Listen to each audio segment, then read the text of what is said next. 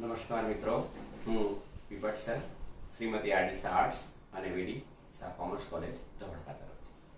અચ્છા, તો આપણે લાસ્ટ ટાઈમ ગયા વખતે સંકલનના ઉપયોગો માટે સંકલન શીખી રહ્યા હતા. ત્યારે આપણે 5 પ્રમાણિત રૂપો શીખ્યા હતા. એ તમને હવે યાદ રહી ગયા હશે, માની લઈએ છીએ. હવે એમાં આપણે થોડુંક યાદ રાખીએ છીએ કે x ને સ્થાને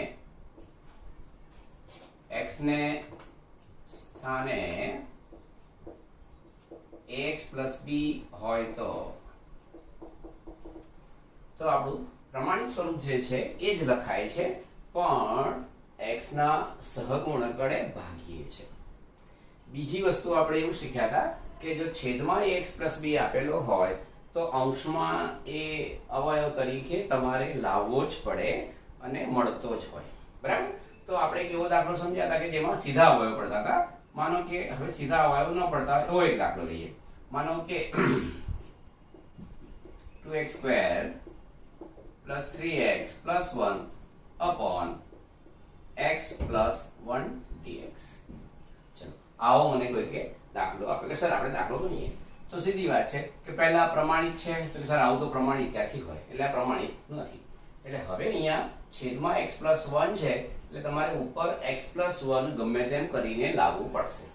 તો આપણે એક રીત શીખવાડી હતી આપણે જ્યારે સેમ 4 માં હતા ત્યારે, કે આપણે શું કરીએ છીએ, પહેલા x² નો સહગુણક 2 લખીશું, x નો સહગુણક 3 લખીશું, પછી અહીંયા આપણે 1 નથી લખતા, કારણ કે જો અહીંયા 1 લખીશું તો અવયવ પડતા પણ હોય ના પણ પડતા હોય, એટલે આપણે અહીંયા અચળ પદ રહેવા દઈએ છીએ. બરાબર? ચલો, તો હવે હું શું કરીશ, તો કે સર x plus 1 1 છે એટલે અહીંયા હું -1 મૂકીશ, આપણે જૂની રીત પ્રમાણે જ. ચલો 2, તો અહીંયા 0 એટલે 2, 2 * 2 એટલે -2. ચલો, 3 માંથી 2 ગયા એટલે કેટલા રહ્યા? 1. તો 1 1 એટલે -1. તો હવે તમે સમજી શકો છો કે અહીંયા મારે શું જોઈશે? +1, અને અહીંયા આપી છે શું? +1. તો આપણો પ્રોબ્લેમ સોલ્વ થઈ ગયો, સીધા અવયવ પડશે. પણ આપણે શું કરવું છે ફરીથી સમજીએ કે 2 + 0 2 એટલે -1 થશે, અહીંયા -2, 3 માંથી 2 ગયા એટલે 1 થયો, એક અહીંયા મૂકીએ તો અહીંયા 1 મૂકીએ તો -1 થશે, એટલે અહીંયા મારે શું જોઈએ? -1 છે એટલે અહીંયા +1 હોવા જોઈએ, અને +1 આપ્યા છે. આપણે છેલ્લા પીરિયડમાં, છેલ્લા લેક્ચરમાં આવો એક દાખલો ગણ્યો હતો. પણ હવે હું એવું કહું છું કે આ 1 છે એની જગ્યાએ માનો કે 7 આપ્યું છે, તો તમારે શું કરવું પડતું એ સમજીએ. કે તમે અહીંયા 2 લખ્યું, અહીંયા 3 લખ્યું, અહીંયા તમને 7 આપ્યું છે, પણ આપણે અહીંયા -1 લાવવા માટે શેની જરૂર પડશે? 1 ની. એટલે તમારે અહીંયા જાતે 1 લખવાનો છે. એટલે તમારો દાખલો થોડો સુધારવો પડશે. 2x² 3x plus મારે કેટલાની જરૂર છે? 1 ની. એટલે હું અહીંયા 1 લખું છું, પણ આપ્યા છે કેટલા? 7. એટલે મારે 7 ની જગ્યાએ શું લખાશે? એટલે 7 માંથી 1 લઈ લીધો એટલે કેટલા રહ્યા બાકી? 6. છેદમાં x plus 1 dx. તો આ એક ટર્નિંગ પોઈન્ટ છે. સમજો કે જો તમને નીચે સુરેખ આપ્યું હોય ને ઉપર દ્વિઘાત કે ત્રિઘાત આપ્યું હોય, તો નીચે પ્રમાણે અહીંયા અવયવો મેળવવા માટે અચળ પદ જાતે ગોઠવવું પડે છે. જો અચળ પદ તમે જાતે નહીં ગોઠવો તો પછી તમે અવયવ નહીં પાડી શકો. અવયવ નહીં પડે તો છૂટા નહીં પડે.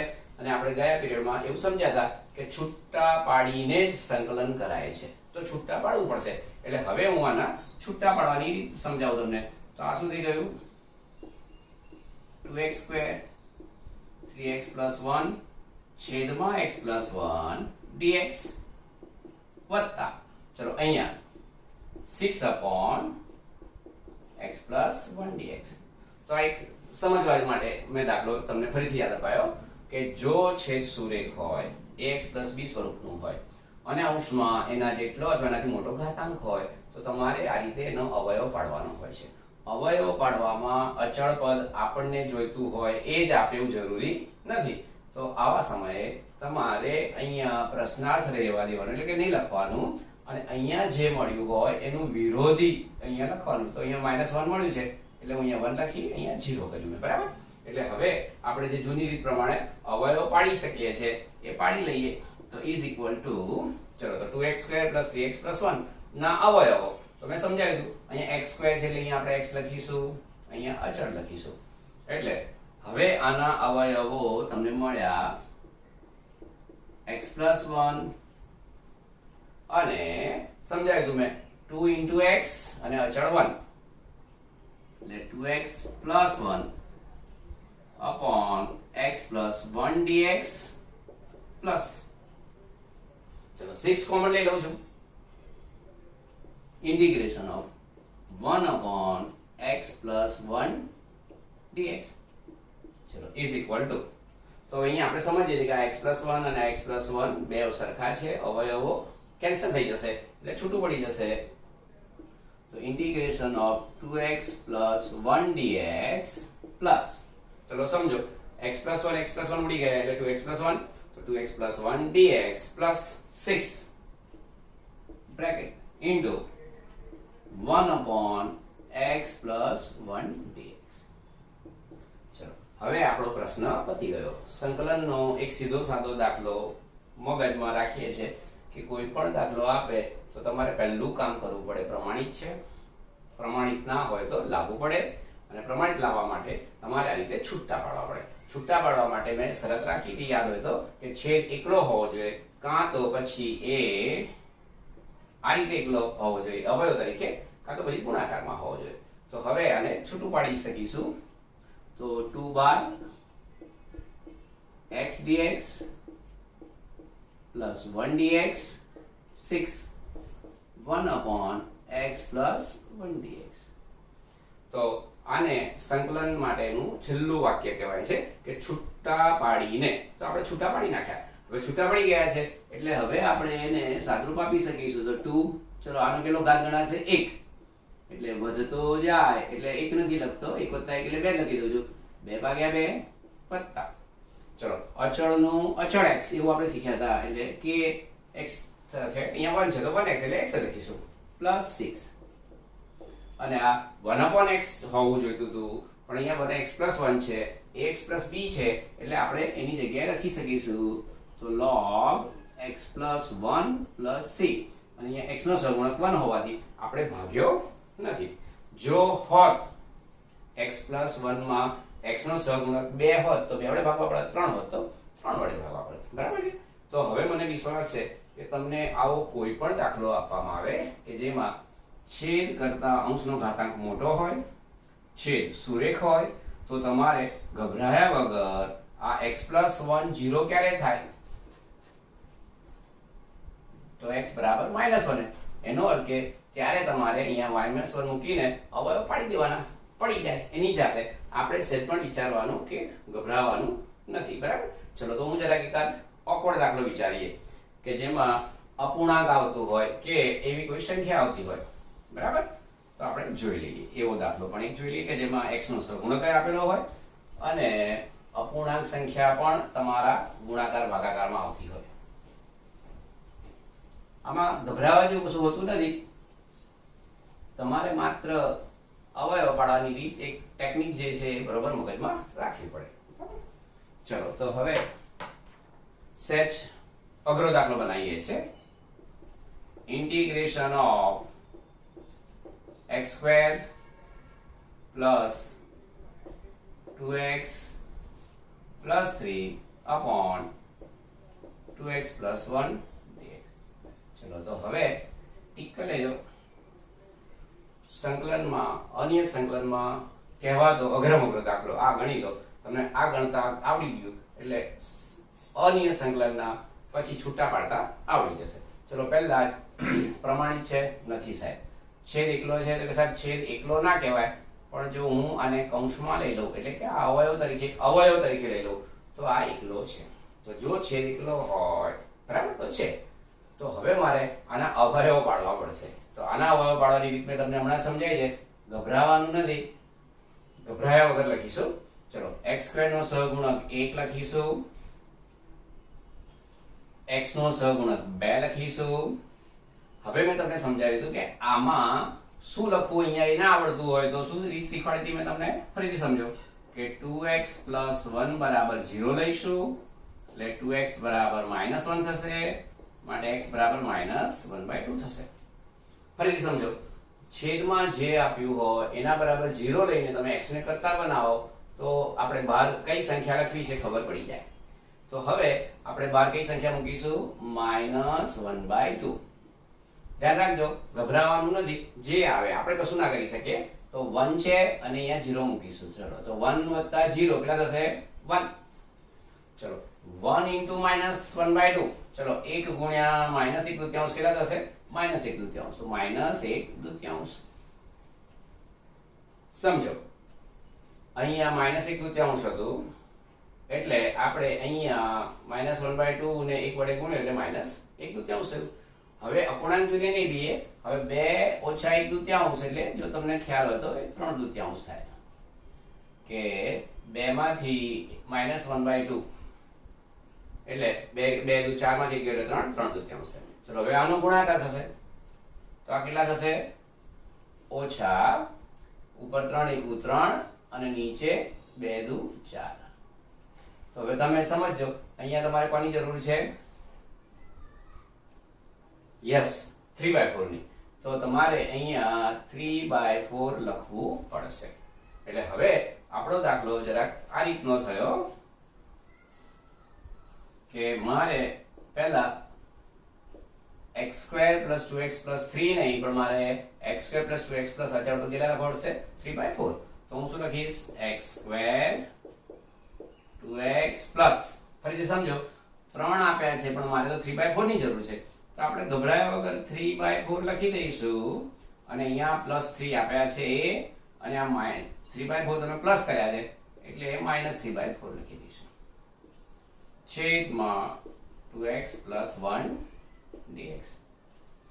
ફરીથી જો છેદમાં સુરેખ સમીકરણ સુરેખ અવયવ આપેલો હોય તો ગભરાયા વગર x 0 બને એ રીતે અહીંયા -1/2 મૂકી અને સહગુણકો લાઈનસર મૂકવાના, પણ અચળ પદ જાતે નહીં મૂકવાનું કારણ કે આપેલું ના પણ હોઈ શકે, હોય તો આનંદ થઈ જાય પણ એ લોકો લગભગ નથી જ આપતા. તો આપણે આ છૂટું થઈ ગયું. બરાબર. ચલો હવે શું થશે?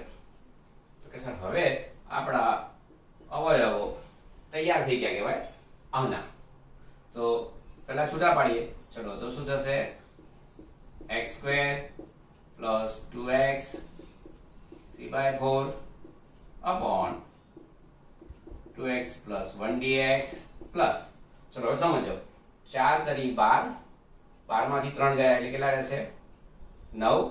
તો integration of 9 upon 2x + 1 dx. ચલો ફરીથી સંકલનનો કોઈ પણ દાખલો ગણવો હોય તો આપણો પહેલો પ્રયત્ન હોય છે પ્રમાણિત છે. જો પ્રમાણિત ના હોય તો આપણે પ્રમાણિત લાવવાનો પ્રયત્ન કરીશું. પ્રમાણિત લાવવા માટે આપણે હંમેશા છૂટા પાડીશું. છૂટા પાડવા માટેની શરત છે કે છેદ એકલો અવયવ તરીકે અથવા ગુણાકારમાં હોય તો ચાલે.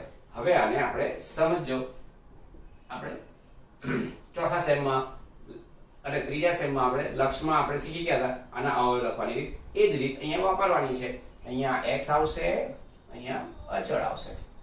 તો આના અવયવમાં પહેલો અવયવ કયો પડશે?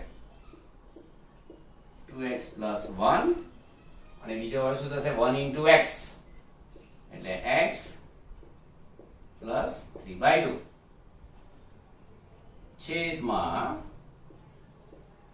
2x + 1 dx પ્લસ ચલો 9 ને આપણે બહાર લઈ લઈએ એટલે 9 1/2x + 1 dx.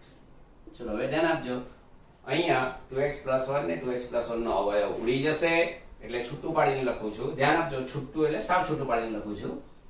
તો x dx બરાબર આ 2x + 1 2x + 1 ઉડી ગયો એટલે x dx અને બીજામાં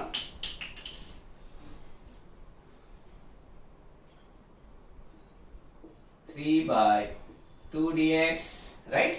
3/2 dx આ ઉડી ગયેલું છે અને અહીંયા 9 બાર રહેશે અને 1/2x + 1 dx = ફરીથી અને આમ કહીએ તો સમજવા માટેની આ છેલ્લી વાત કહેવાય કે સંકલન કરવું હોય તો પહેલી શરત છે છેદ એકલો હોવો જોઈએ, ના હોય તો લાવવો જોઈએ અથવા ગુણાકારમાં આવવો જોઈએ. જો આ રીતે અવયવ આપ્યા હોય અથવા તમને સુરેખ આપ્યું હોય તો એને તમારે બ્રેકેટમાં લઈને એને ઘટક તરીકે ગણી લેવાનું અને પછી મેં તમને સમજાવ્યું એમ આ રીતે એના અવયવોમાં અચળપદ જાતે ગોઠવવાનું, ઉમેરો એટલું બાદ કરવાનું, એટલે આ રીતે તમે સાવ છૂટું પાડી શકશો. ચલો હવે છૂટું પડી જશે એટલે હવે પહેલાનું તો શું સૂત્ર છે? વધતો જાય ભગાતો જાય. ચલો અચલનું અચલ x 3/2x પ્લસ 9. ચલો છેદમાં 1/x નું સૂત્ર આવડતું હતું એટલે આપણે એ રીતે લખીશું log 2x + 1. ધ્યાન રાખજો x ને સ્થાને ax + b હોય તો x સ્ક્વેર હોય તો ના ચાલે હો, x ઘન હોય તો ના ચાલે. માત્ર ax + b નું સ્વરૂપ હોય તો જ આ રીતે લખી શકાય છે. પણ તમારે આને x નો સહગુણક 2 છે ને તો 2 વડે ભાગવા આવશે +c. તો હવે જો સાદુરૂપ આમ આપી દઈએ તો આ રીતે મળ્યું કે 1/2x² 3/2x + 9/2 log of 2x + 1 + c. ટૂંકમાં સંકલનનો દાખલો આ રીતે ગણીએ છે અને ગણી શકાય છે. આજે આપણો ગોલા છે કે x ને સ્થાને ax + b આપ્યું હોય તો લખાતું હોય એ લખાય પણ સહગુણક વડે ભગાય. બરાબર? તો આપણા જે 5 પ્રમાણિત રૂપો છે એના જુદા જુદા સ્વરૂપો એ રીતે જોઈ લઈએ કે જેથી તમે દાખલાને સમજી શકો કે ax + b નું સ્વરૂપ હોય તો જે લખાતું હોય લખાય છે પણ પછી તમારે એને x ના સહગુણક વડે એટલે કે a વડે ભાગવું પડે છે. જ્યારે પણ તમારે સંકલનનો દાખલો હોય અને x ની બદલે જો ax + b આપે તો આપણે સહેજ પણ ગભરાઈશું નહીં. બરાબર? ચલો હવે માનો કે તમને એક નાના 2-3 દાખલા એ રીતે સમજાવી દઉં. માનો કે integration of 4x² 4x + 1 dx. ચલો શું કરીશું? તો કે સીધી વાત છે કે 4x² 4x અને 1 આનું પ્રમાણિત રૂપ આવડે છે એટલે આનો જવાબ થશે 4x³ 3 4x²/2 અચલનું અચલ x. પણ હવે માનો કે તમને 4x + 5 નો 17 આપી દીધો. ચલો તો હવે તમને અહીંયા 17 છે એટલે તમને આની જગ્યાએ છૂટું પાડવાનું તો મૂળ નહીં જ આવે. હજુ ઇન કેસ વર્ગ હોત તો છૂટું પાડી લે, ઘન હોત તોય મહેનત હિંમત કરીને છૂટું પાડી લે. પણ આ તો 17 ઘાત છે તો છૂટું નહીં પડાય.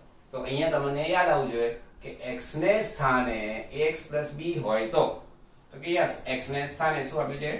ax + b આપ્યું છે. તો આપણે જે લખતા હોઈએ એ લખીએ છીએ એટલે 4x + 5 નો 17+1 છેદમાં 17+1 + c. તો ધ્યાન રાખજો આપણે સંકલન કરી રહ્યા છે લખતા હોઈએ એ એનો અર્થ કે હવે તમારે સંકલનનું તમે પ્રમાણિત રૂપ લખો છો એટલે આવું સંકલનની નિશાની દોરવાની જરૂર નથી. તો 4x + 5 નો 17 ઘાત છે તો મેં 4x + 5 ને શું ગણી લીધો? x ગણી લીધો. તો x નો વધતો જાય ભગાતો જાય લખી નાખ્યું. પણ હવે તમને યાદ આવશે કે x નો સહગુણક કેટલો છે? 4. એટલે તમારે એને 4 વડે ભાગવા પડશે. ટૂંકમાં 17 ને 18 ચોક 72 એટલે 1/72 આવશે. 4x + 5 નો 18 ઘાત વત્તા c. તો આ ફરીથી સમજી લઈએ x ને સ્થાને જો ax + b આપે તો આપણે ગભરાતા નથી. આપણે જે પ્રમાણિત રૂપ લખાતું હોય એ લખીશું અને એના સહગુણક વડે ભાગીશું. ધ્યાન રાખજો 17 + 1 તો આનું 18 આવવાના જ હતા ને આ 18 ચોક.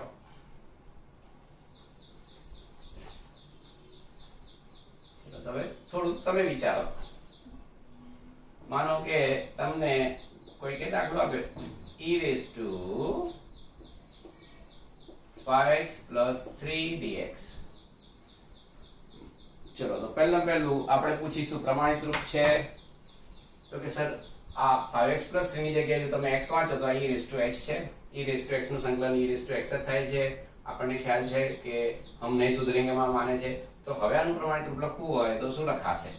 તો સર 5x + 3 પ્રમાણિત રૂપ છે, તો કે ના 5x + 3 ની જગ્યાએ x ની જગ્યાએ x + b આપ્યું છે, તો આપણે જે લખાતું એ લખીશું. તો e⁵ 5x + 3 upon, તો આ લખાતું હોય લખાય તો e⁵ તો અમે એનું બેઠું આવતું હતું, પણ અહીંયા x નો સહગુણક કેટલો છે? 5, એટલે તમારે અહીંયા કેટલા લખવા પડશે? 5. તો આ એક ફરીથી સમજીએ. x ને સ્થાને x + b હોય તો x ને સ્થાને x + b હોય તો x ના સહગુણક વડે જે થતું હોય એને આપણે ભાગી શકીએ છીએ, બરાબર? તો હવે આપણે અનિયત સંકલન જે શીખ્યા એમાંથી સહેજ આગળ જઈએ અને નિયત સંકલન તરફ જઈએ. નિયત સંકલનમાં શું છે કે તમને એ લોકો સીમાઓ આપી દેશે. એટલે જો વ્યાખ્યા જેવું લખીએ નિયત સંકલનનું,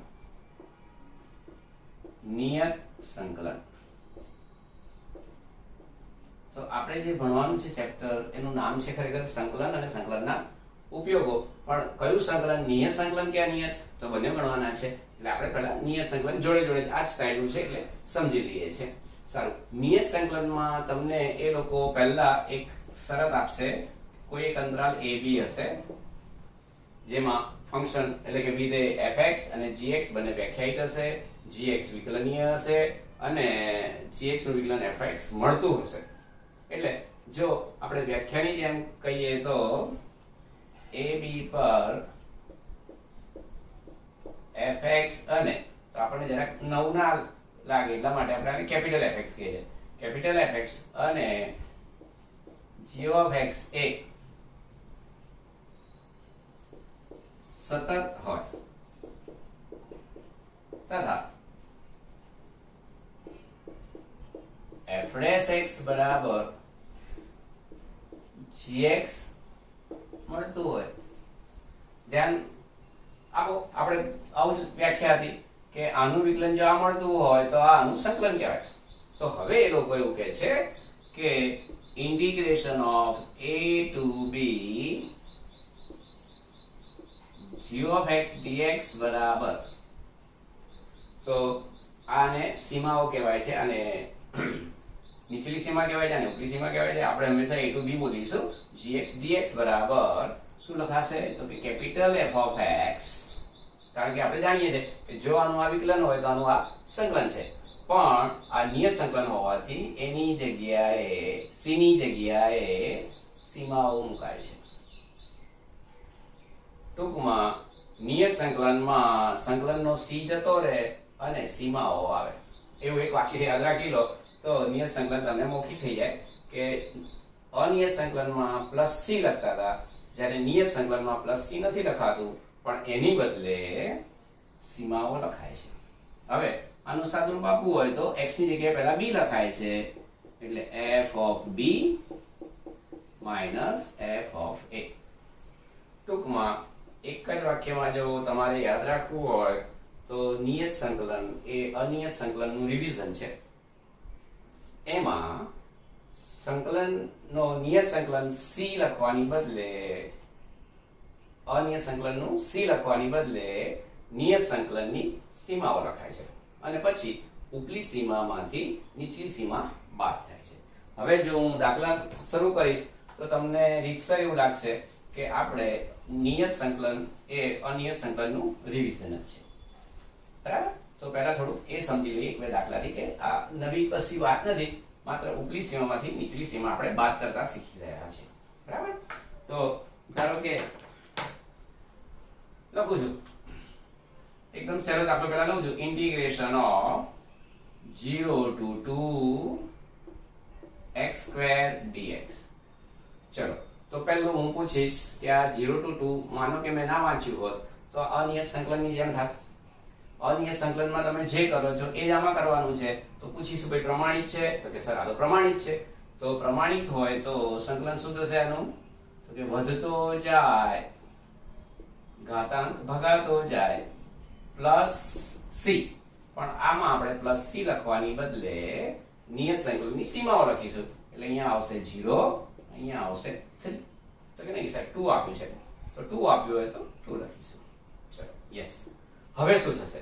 તો કે સર હવે તમારે પહેલા x ની જગ્યાએ ઉપલી સીમા લખવાની, પછી x ની જગ્યાએ નીચલી સીમા લખવાની અને વચ્ચે માઈનસ મૂકવાનું. એટલે શું થશે?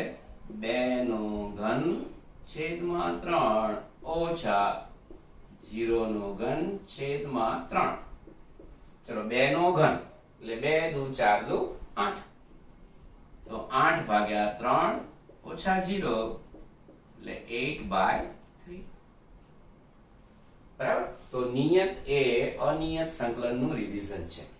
માત્ર નિયત સંકલનમાં સીમાઓ આવે છે, તો આપણે પ્લસ સી લખવાની બદલે સીમાઓ લખીએ છીએ અને ઉપલી સીમામાંથી નીચલી સીમા બાદ કરીએ છીએ. ચલો ફરીથી તમે સમજી શકો એટલે અહીંયા જ એક દાખલો લખું છું. Integration of 1/x dx.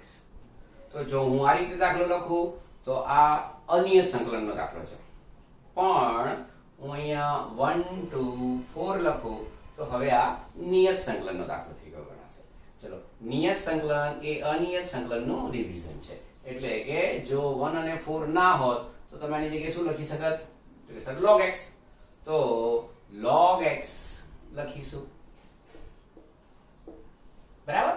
અહીંયા સંખ્યાઓ એ લોકો પ્લસ માઇનસ પણ આપી શકે, પણ ધારો કે અહીંયા હું 2 લખું છું અને અહીંયા હું માનો કે 8 લખું છું.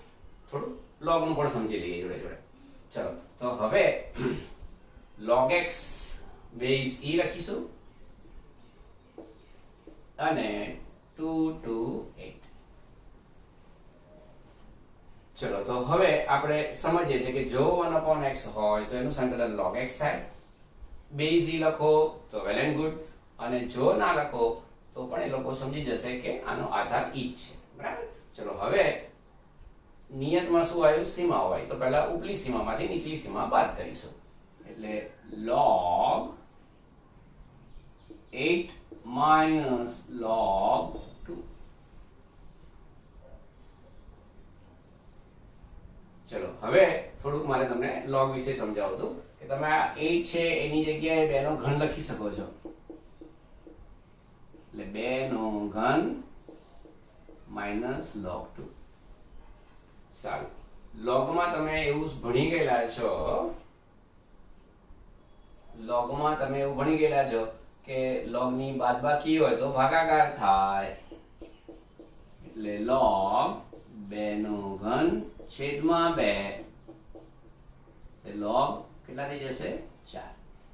તો આપણે જે ભણતા હતા log વિશે છોડો. અહીંયા જે સમજવાનું છે કે નિયત સંકલનમાં તમને સીમાઓ આપેલી હોય, નિયત સંકલનમાં તમને સીમાઓ આપેલી હોય. જો સીમાઓ આપેલી હોય તો તમારે શું કરવાનું છે? તો કે સર જે સંકલન થતું હોય એ સંકલન કરી નાખવાનું, માત્ર ઉપલી સીમામાંથી નીચલી સીમા બાદ કરવી પડે છે.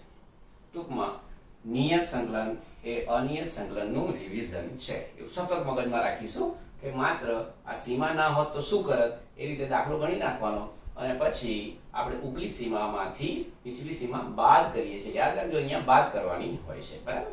માનો કે હવે 2-3 વસ્તુઓ ભેગી કરીને કોઈ દાખલો બનાવીએ. એટલે શું કે તમને ચલ x ની બદલે ax + b આપે અને દાખલો નિયત સંકલનનો આપે, તો આપણે ગભરાયા વગર જે રીતે દાખલો ગણીએ છીએ એ જ રીતે ગણીશું. બરાબર. એટલે હવે હું x ની જગ્યાએ ax + b મૂકવાનો છું. તો integration of 2 to 5 e raised to 3x + 9 dx. તો માનો કે એક માર્કના જે દાખલા કે જે ટૂંકા પ્રશ્નો પૂછાય છે એમાં આવું પૂછી શકે કે નિયત સંકલન મેળવો. તો તમારે પહેલું કામ પૂછવાનું કે ભાઈ e raised to 3x + 9, તો શું થયું? તમને x ની જગ્યાએ ax + b આપ્યો છે, તો આપણે તેને કેપિટલ x જ સમજો. તો e raised to x, તો કે સર આનું તો પ્રમાણિત રૂપ આવડે છે, તો લખાતું હોય લખાય. e raised to 3x + 9. તો ફરીથી લખાતું હોય લખાય, તો સર લખાતું હોય લખાય, લખી નાખી લો બસ.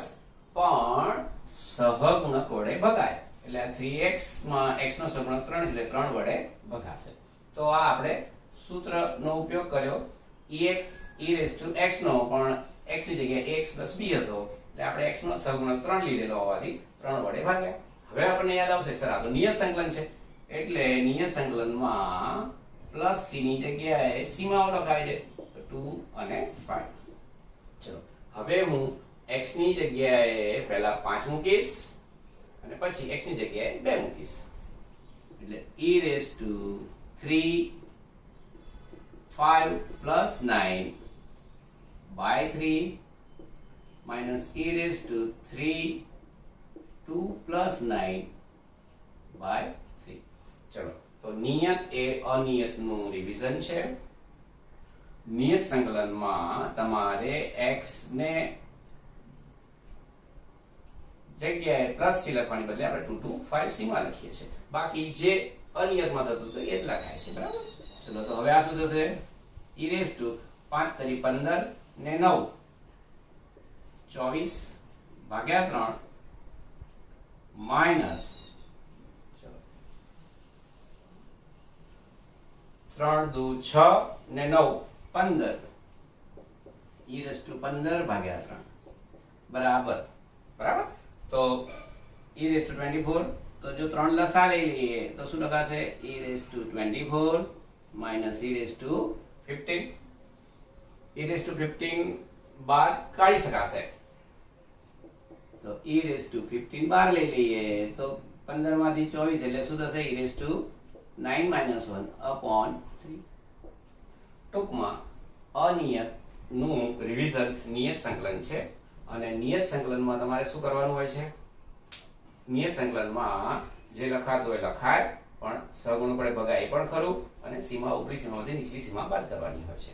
ઓકે ચલો થેન્ક યુ.